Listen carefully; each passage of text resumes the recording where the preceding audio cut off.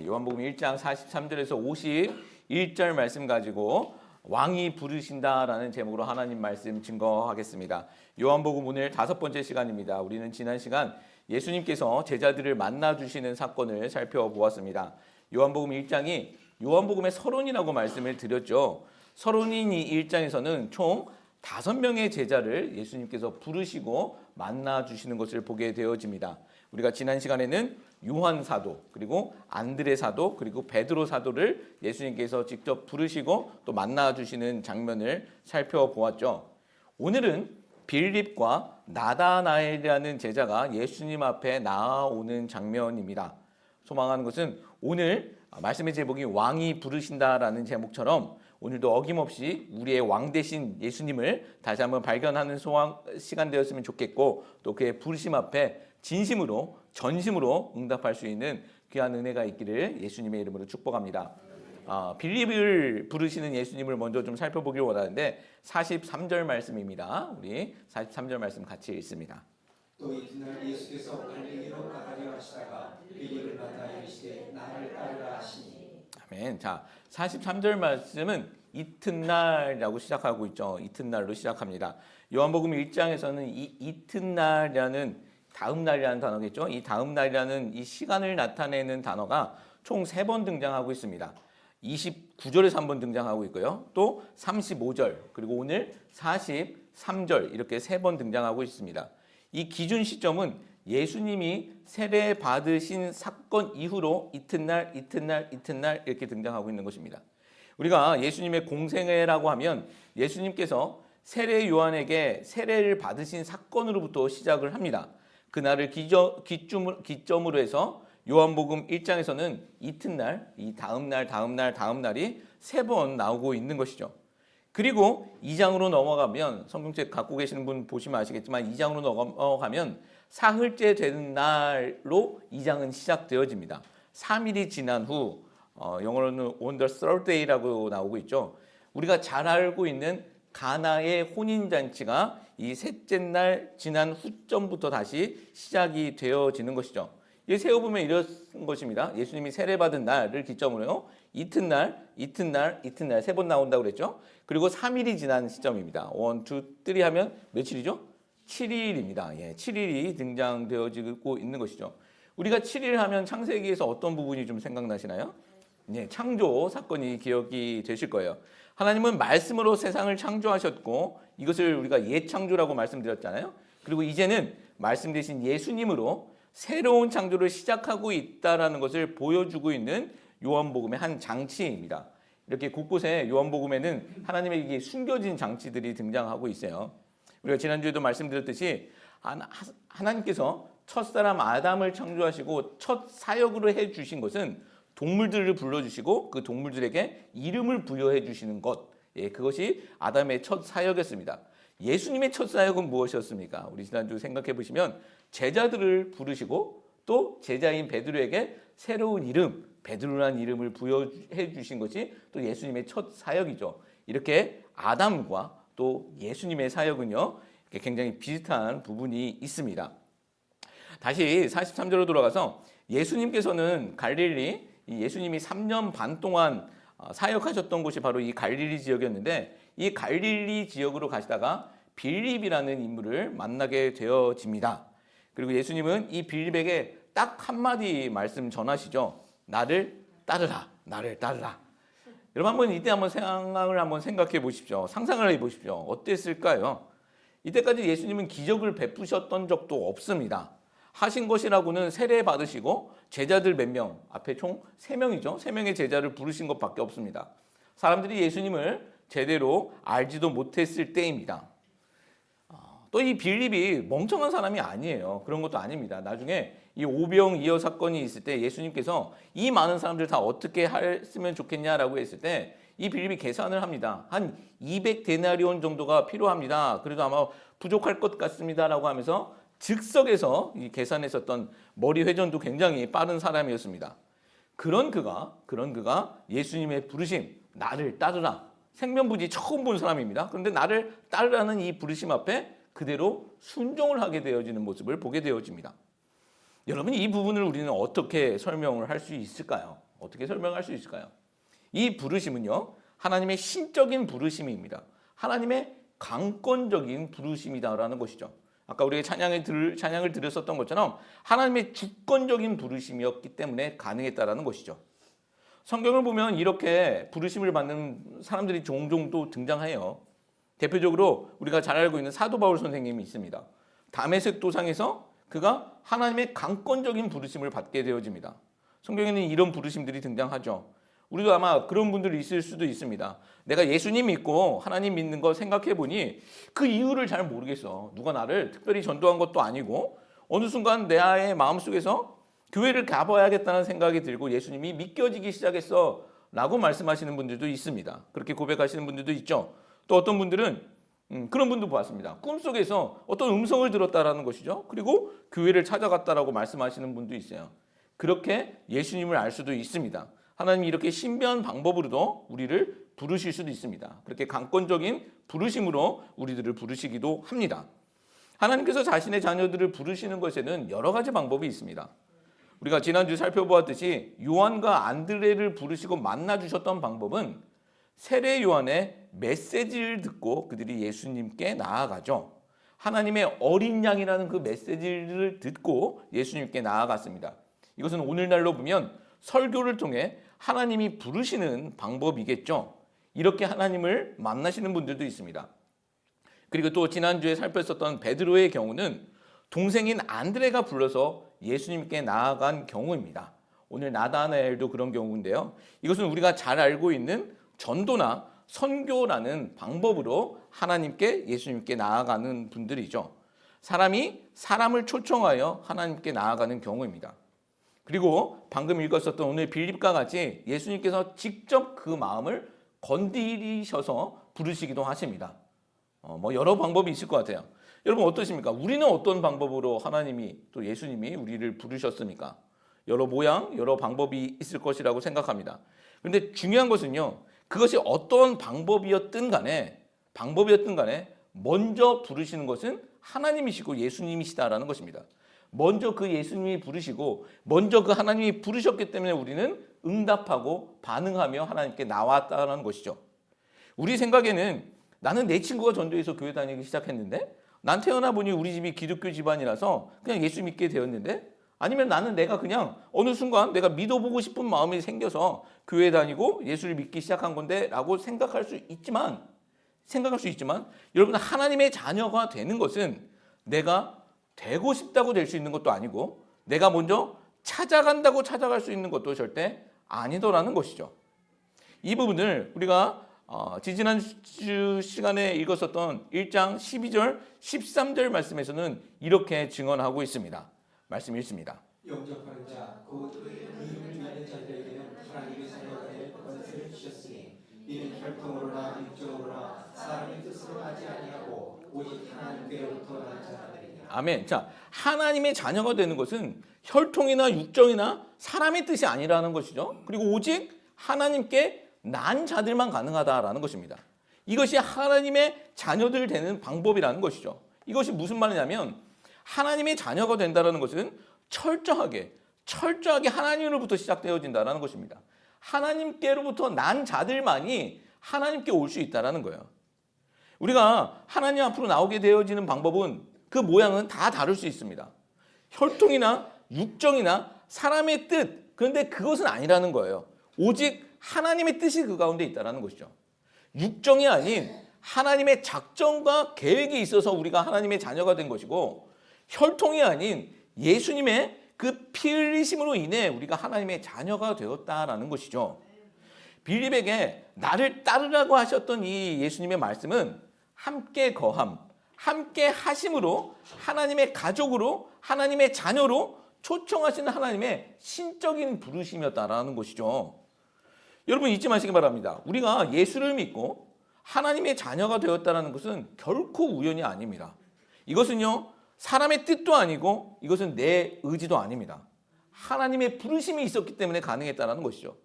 오늘 이 예배의 자리에 나오셔서 하나님께 예배하고 또 찬송하고 기도하는 것도 여러분 하나님이 부르셔서 가능한 것입니다.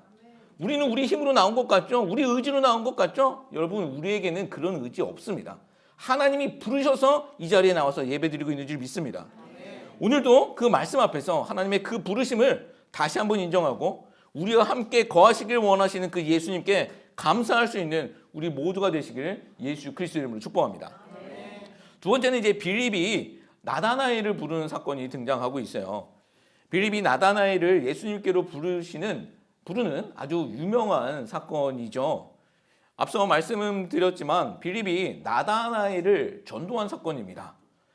그러나 이것은 빌립이 나다나엘을 전도하는 것에서 그치는 것이 아니라 예수님이 먼저 그를 아셨고 부르셨다는 사실을 우리는 잊지 마셔야 합니다. 45절, 46절 말씀 이렇게 기록하고 있습니다. 빌립이 나다나엘을 찾아 이르되 모세가 율법에 기록하였고 여러 선지자가 기록한 그 일을 우리가 만났으니 요셉의 아들 나사렛 예수니라. 나다나엘이 이르되 나사렛에서 무슨 선한 것이 날 수 있느냐. 빌립이 이르되 와서 보라 하니라. 아멘. 자, 예수님의 부르심에 응답했던 빌립은요, 나다나엘에게 가서 이제 초청을 하기 시작합니다. 여기서 나다나엘이라는 이 사람은요, 요한복음에만 등장하고 있는 이름입니다. 아마도 빌립의 친구가 아닐까 싶은데 다른 복음서에서는 빌립과 함께 짝으로 등장하고 있는 제자가 있는데 그 제자의 이름이 바돌로메라는 인물입니다. 그래서 나다나엘이 이 바돌로메와 같은 사람, 예수님의 한 제자로 여겨집니다. 바돌로메라는 이름은 바라는 것이 아들이거든요. 돌로메의 아들이라는 뜻이에요. 그래서 바요나라고 하면 요나의 아들이라는 뜻이거든요. 아마 이 바돌로메와 나다나엘이 같은 인물일 것이라고 추측을 하고 해석을 합니다. 전통적으로 이 나다나엘은 무척 경건하고 율법에 능통했었던 인물로 해석이 되어집니다. 빌립이 나다나엘에게 예수님을 전하는 내용을 보아서도 알 수 있는데 45절 말씀 보십시오. 모세가 기록하였고 여러 선지자가 기록한 그 일을 우리가 만났다라고 고백을 하고 있죠. 지난주 우리가 안드레가 그 형 베드로를 전도할 때는 이렇게 얘기합니다. 우리가 메시아를 만났다라고 아주 간단하게 이야기를 합니다. 그런데 빌립은 나다나엘에게 구체적으로 모세의 기록, 율법과 선지자의 기록을 근거로 하여, 즉 구약 성경을 근거로 하여 예수님을 증거하고 전하고 있는 것을 보게 되어지죠.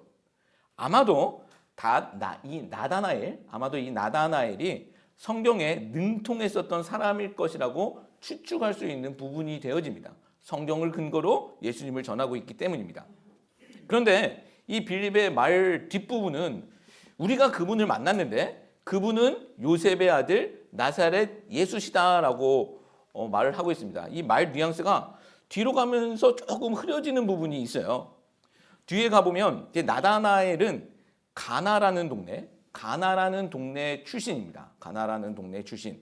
가나라고 하면 우리가 다음 주에 살펴볼 혼인잔치, 가나의 혼인잔치, 그 혼인잔치가 벌어질 동네인데요. 예수님이 살고 계신 나사렛이라는 동네와는 아주 가까운 동네입니다. 지도상으로 보면 거의 붙어 있는 동네예요. 그래서 어쩌면 이 나다나엘이 예수님은 몰라도 예수님의 육신의 아버지인 요셉은 알고 있었을 수도 있었을 것 같아요. 그래서 이 빌립이 그 아버지의 이름 요셉의 아들 나사렛 예수다라고 알려주고 있는 것 같습니다. 그런데 이 예수님이 사시던 나사렛이라는 이 동네는요, 요즘 말로 보면 좋은 동네 아닙니다. 좀 후진 동네예요. 후진 동네. 빌립이 전한 그 예수님의 소식을 듣자마자 나다나엘의 반응은요, 46절이죠. 46절 보면 나사렛에서 무슨 선한 것이 날 수 있느냐라는 반응을 보입니다. 제가 보았을 때는 이 가나라는 지역, 나다나엘이 살고 있는 이 가나라는 지역과 나사렛이라는 지역은 거의 붙어 있는 동네로 비슷한 동네예요. 거기인 동네인데 지금 1장에 동네 몇 이름이 등장하고 있거든요. 가나라는 동네, 그리고 나사렛, 베세다, 그리고 갈릴리라는 그런 지역이 등장하고 있습니다.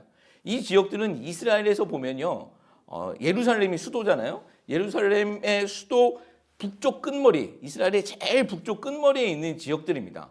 이스라엘의 수도는 예루살렘이기 때문에 수도로 보면 다 그냥 촌동네예요. 그냥 다 후진 동네예요. 예수님은 공생의 기간 동안 그런 동네에서, 그런 촌동네에서 이제 주로 사역을 하셨죠. 제가 한국에서 고향이 대전입니다. 서울에서 사역을 하다가 대전을 내려간다고 하면 사람들이 서울 사람들은 다 이야기하는 것 시골 내려가네. 시골 내려가네 합니다. 기분 나쁘지만 서울 사람들 입장에서 보면 다 시골이에요. 대전이나 대천이나 내가 광역시라고 주장해봤자 아무도 그런 거 들어주지도 않습니다. 다 그냥 시골입니다. 서울 사람들 보면 다 그렇다는 거죠. 이 나다나엘의 고향인 가나나 예수님의 고향인 예수님이 사셨던 이 나사렛이나 다 비슷비슷한 곳이다라는 것이죠. 근데 나다나엘은 나사렛에서 무슨 선한 것이 나오겠냐라는 반응을 하고 있는 것이죠. 아주 얄미운 반응입니다. 근데 분명 이 나다나엘은요, 뒷부분에 보시면 아시겠지만 이렇게 지역주의와 민족주의라는 한계를 가지고 있었던 사람인 것은 분명합니다. 이런 한계를 갖고 있었던 사람이에요.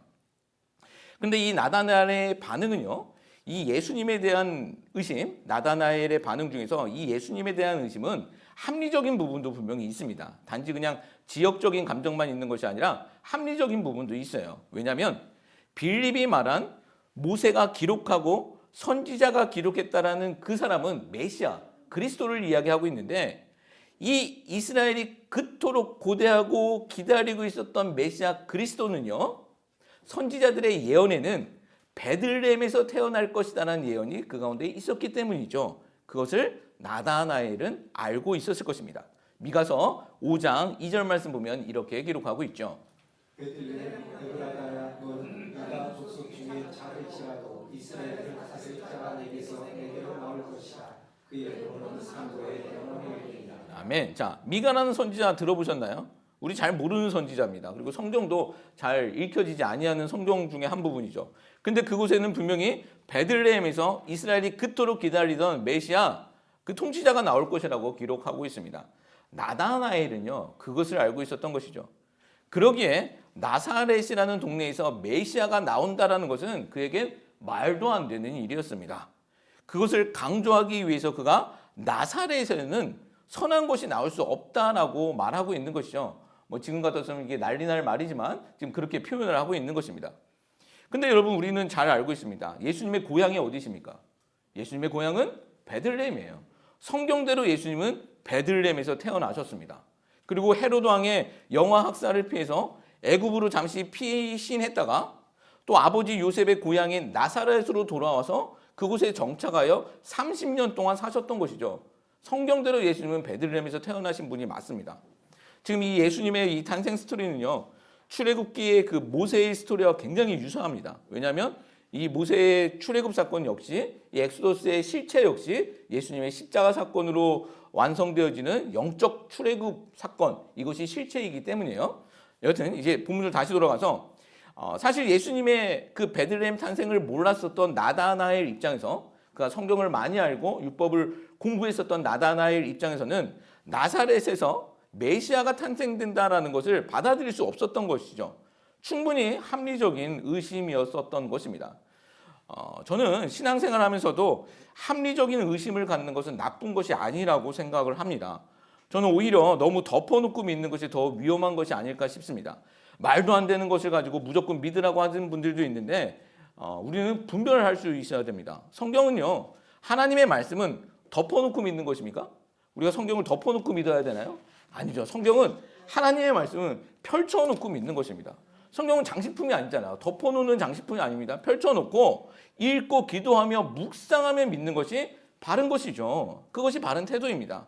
잘못하면요, 우리는 미신을 믿음으로 둔갑시키는 능력도 있어요. 우리는 그럴 수도 있다는 거죠. 이 부분 이제 할 말이 많지만 우리 분별하실 수 있어야 된다는 거예요. 성경을 읽으시고 하나님의 말씀을 분명히 읽으시고 분별할 수 있어야 되는 것입니다. 자, 나다나엘은 나사렛에서는 선한 것이 나올 수 없다라고 하면서 약간은 비꼬는 듯한 태도로 반응을 보였습니다. 그러자 빌립이 하는 말, 와서 보라, 단 한마디 합니다. 와서 보라, 와서 보라. 우리가 전도할 때 전도의 현장에서 정말 많이 설득하고 노력하고 공을 들여도 상대방이 전혀 움직이지 않을 때가 있어요. 근데 다 그냥 포기하고 그냥 한번 와서 봐봐 라고 했을 때 그냥 또 찾아오시는 분들도 있어요.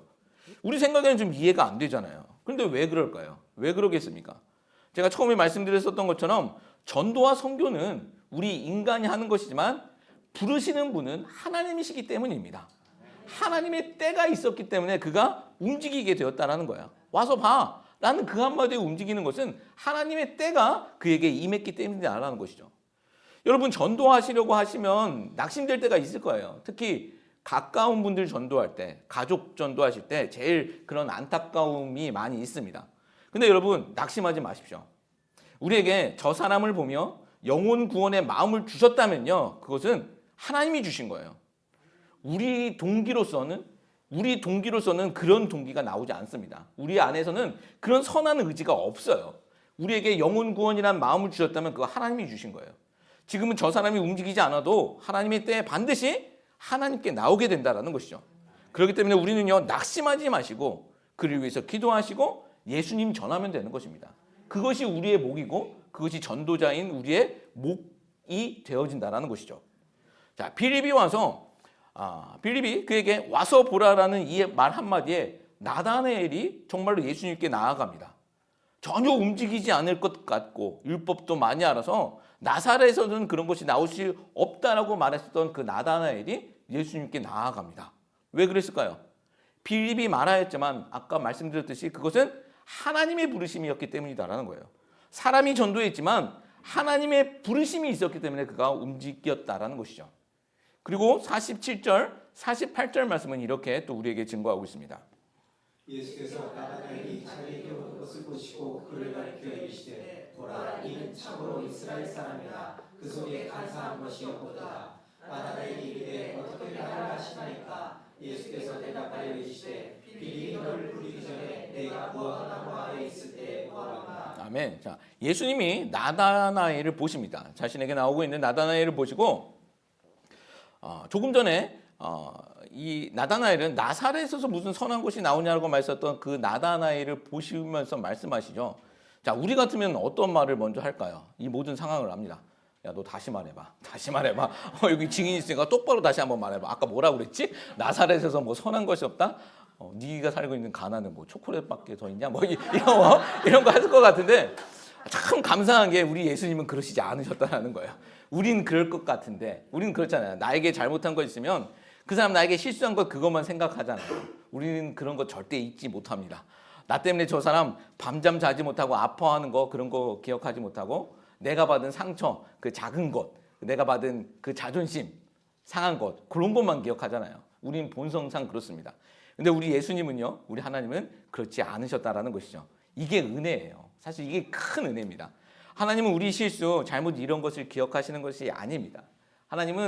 예수님은 나다나엘에게 너 다시 한번 똑같이 말해봐. 아까처럼 똑같이 말해봐. 이렇게 말씀하시지 않으셨습니다. 그리고 이렇게 말씀하시죠. 이는 참으로 이스라엘 사람이라. 그 속에 간사한 것이 없도다. 뭐 나다나엘이라고 완전 했겠습니까? 근데 예수님께서는 그렇게 말씀해 주시고 있는 거예요. 예수님은 우리의 약점이 아닌 강점을 기억해 주신다라는 것입니다. 하나님은요, 우리의 실수가 아닌 우리의 연약함이 아닌 우리의 믿음을 기억해 주시는 분이시다라는 것이죠. 우리 잘 알고 있는 히브리서 11장 말씀 보면 믿음의 선배들이 쭉 등장하고 있는데요. 아브라함, 야곱, 모세 이런 사람들 등장합니다. 근데 이런 사람들, 우리 믿음의 선배들이 실수가 없었습니까? 아니죠. 실수 많았습니다. 때로는 연약함 때문에 범죄를 저지르기도 했고요. 남을 속이기도 했고 또 살인까지도 했었습니다. 근데 하나님이 기억해 주시는 것은 무엇입니까? 그런 실수, 그런 연약함을 기억하는 것이 아니에요. 그들의 믿음만을 이야기하고 계시더라는 것이에요. 여러분, 이게 은혜입니다.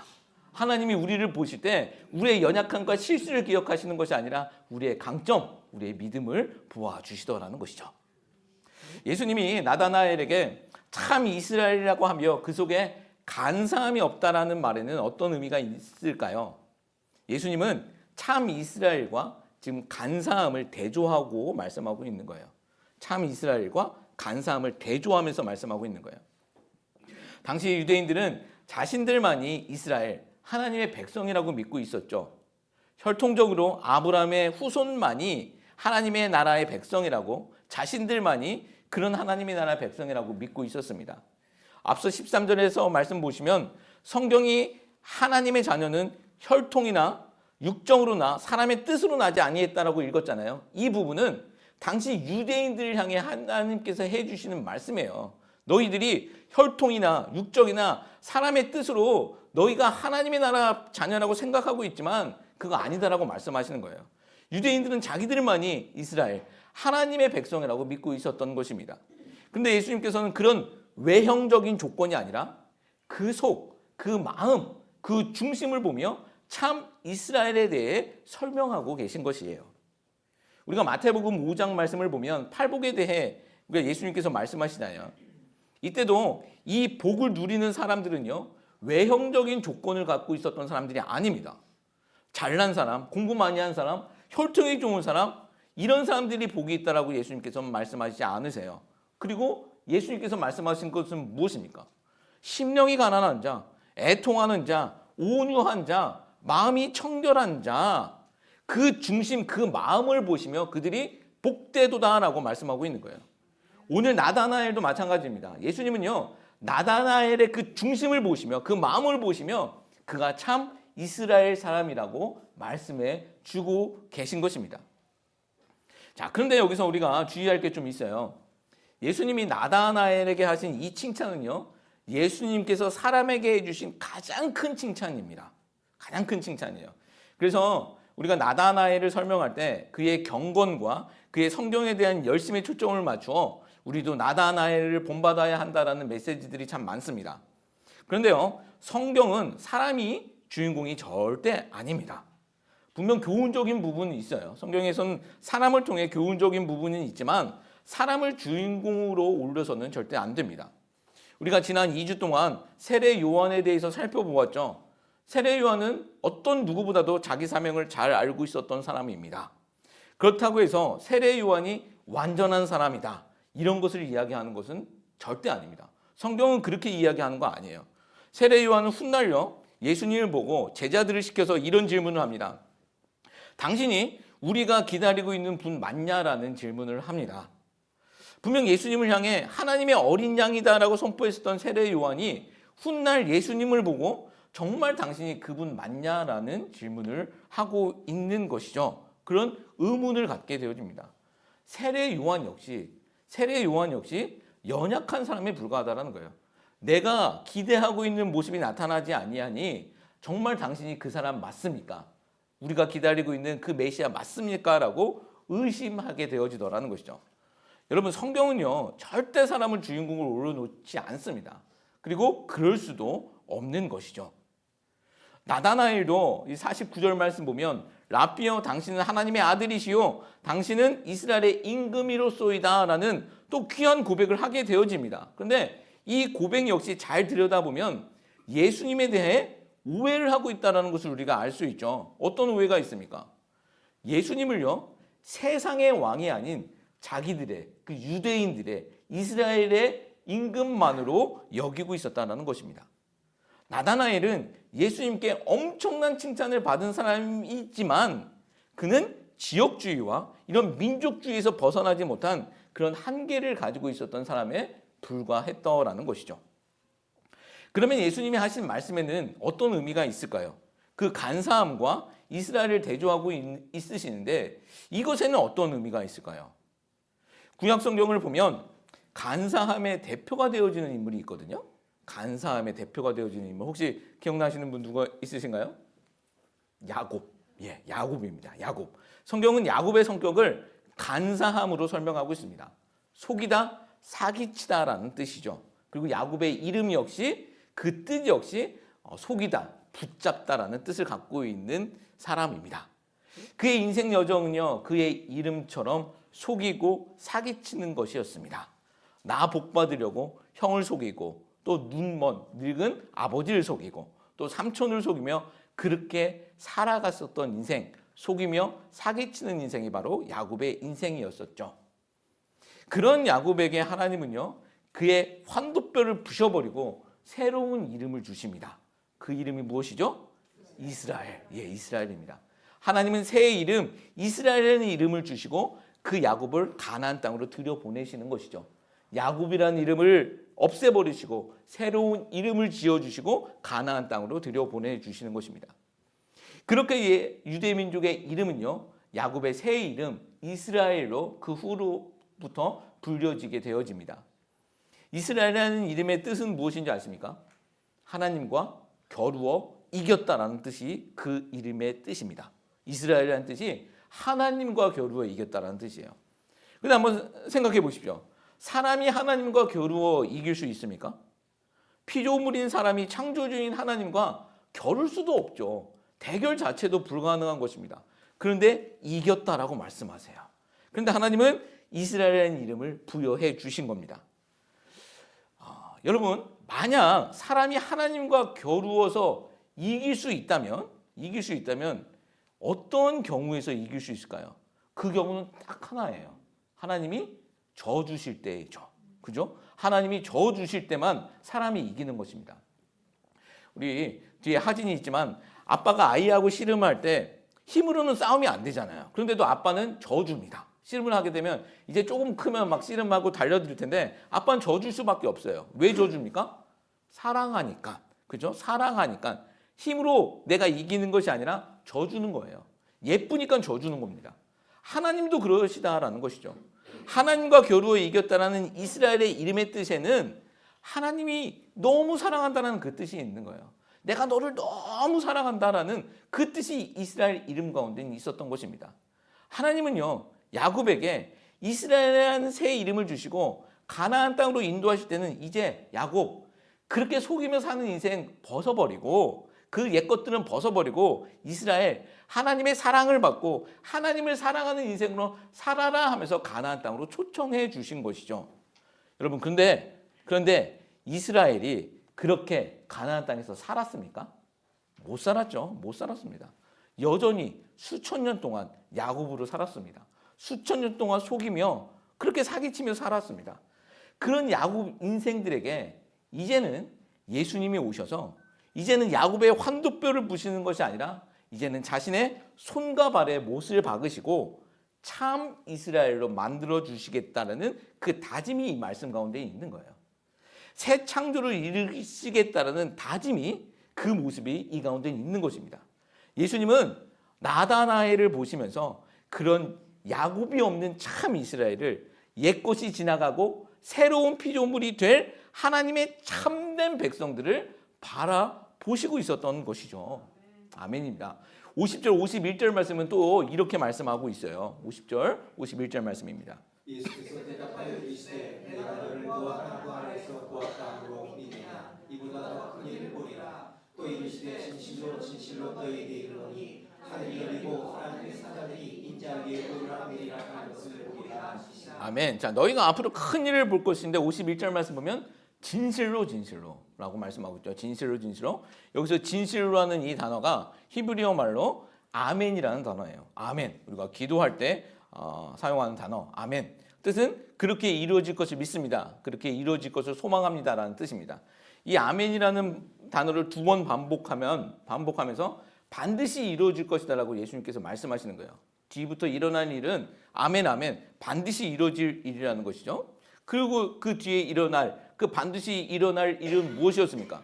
하늘이 열리고 하나님의 사자들이 인자 위에 오르락 내리락 하는 것을 보게 될 것이다. 이것은 반드시 너희가 경험하고 보게 될 것이다. 아멘 아멘이라고 말씀하고 있습니다. 지금 예수님이 하신 이 말씀은 무엇이냐면 창세기 28장을 보면 역시 야곱이 베델이라는 지역에서 잠을 자다가 형에게 쫓겨다닐 때 베델이라는 지역에서 잠을 자다가 본 환상입니다. 야곱이 본 환상은 하늘에 있는 사닥다리를 봅니다. 하늘과 땅을 잇는 사닥다리를 보고 하나님의 사자들이 그 사닥다리를 오르락 내리락 하는 것을 보게 되어지죠. 그리고 야곱은 그 환상에 너무나도 감사해서 그곳을 벳엘, 하나님의 집이라고 그 지역을 그렇게 불렀습니다. 이 야곱이 본 환상을 예수님은요, 나다나엘과 제자들에게, 지금 너희들이라고 말씀하고 있잖아요. 나다나엘 개인이 아니라 너희들, 그 앞에 있는 모든 제자들에게 이야기하는 것입니다. 제자들에게 이야기하는 거예요. 이제는 사다리가 아닌 인자, 자신을 통해 하늘이 열리고 하나님의 사자들이 예수님을 통해 오르락 내리락 하는 것을 너희가 보게 될 것이다. 너희가 경험하게 될 것이다 라고 선포하고 있는 것이죠. 이것이 무슨 말이냐면 예수님이 하나님과 사람 사이에 유일하신 중보자가 될 것이고 예수님만이 하나님께 향하는 유일한 길과 진리 그리고 생명이 되실 것을 선포하고 있는 말씀인 것입니다. 그것을 너희가 반드시 경험하게 될 것이다 라는 것이죠. 그리고 예수님의 이 선포는 어디서 이루어집니까? 십자가에서 이루어졌다는 것입니다. 여러분 이 예수님의 말씀은요 우리에게 이미 이루어진 사건입니다. 야곱은 환상으로 보았지만 우리는요 우리 안에서 십자가 사건으로 이미 이루어진 사건이더라는 것이죠. 그래서 야곱에게 베델은요 어떤 땅, 어떤 장소에 불과하게 되어지지만 오늘날 우리에게 베델이라는 곳은요 우리가 예수님의 이름으로 하나님께 예배드리는 이곳이 베델이 되는 것입니다. 그리고 또한 예수님이 중보자로 오셔서 좌정하고 계시는 우리 몸이 베델, 하나님의 집, 곧 하나님의 성전이 되어진다라는 것입니다.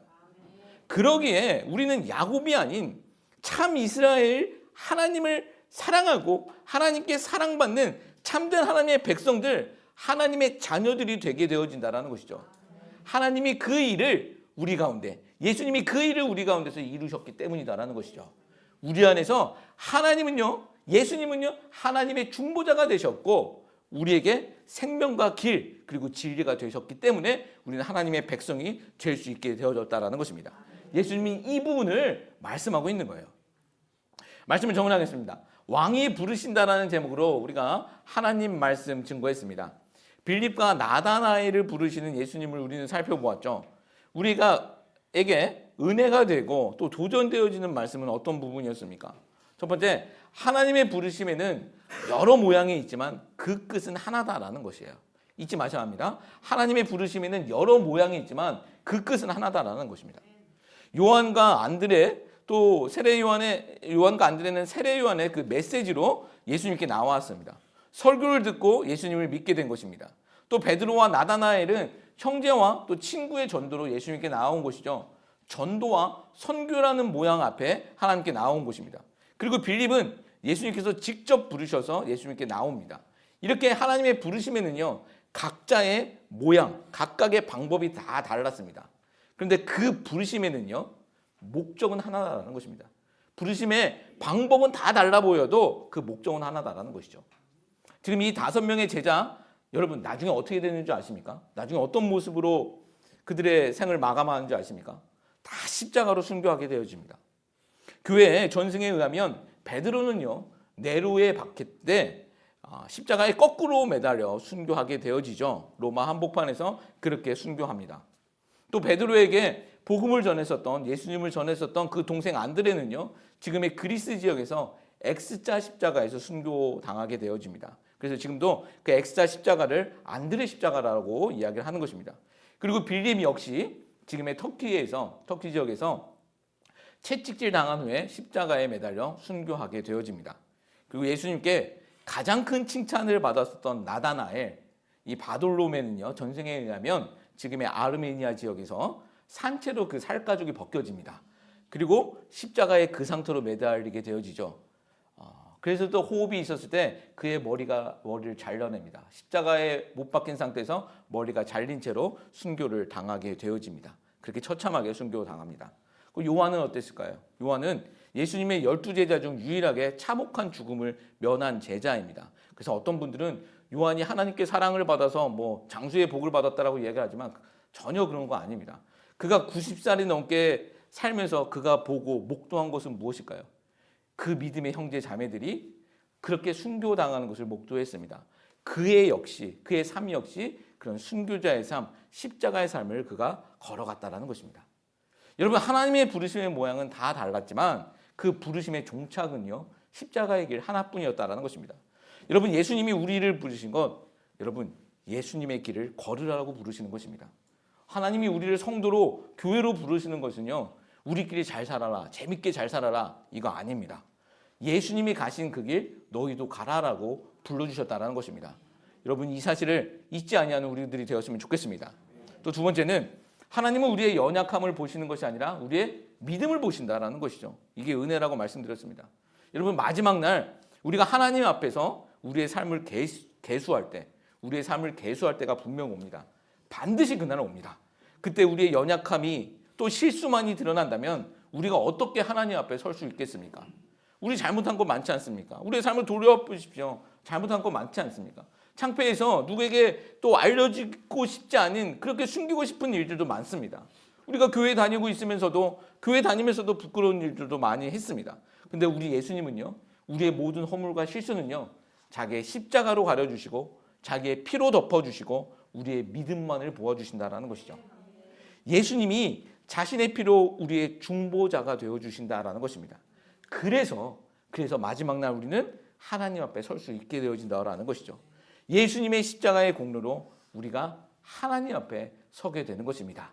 그 십자가의 공로를 생각하며 예수님께서 말씀하시고 또 성경이 증언하는 그 예수님의 그 길을 부인하지 않고 걸어갈 수 있는 우리 모두가 되셨으면 좋겠습니다. 우리 찬양할 텐데요. 십자가의 길 순교자의 삶이라는 찬양입니다. 이 가사를 생각하시면서 찬양하기를 원하는데 엄청난 고백입니다. 우리 이 고백을 하면서 정말 하나님이 원하시는 길이 무엇이고 그 우리가 걸어가야 할 곳이 어디인지를 다시 한번 다짐하며 믿음으로 바라보는 은혜가 있기를 소망합니다.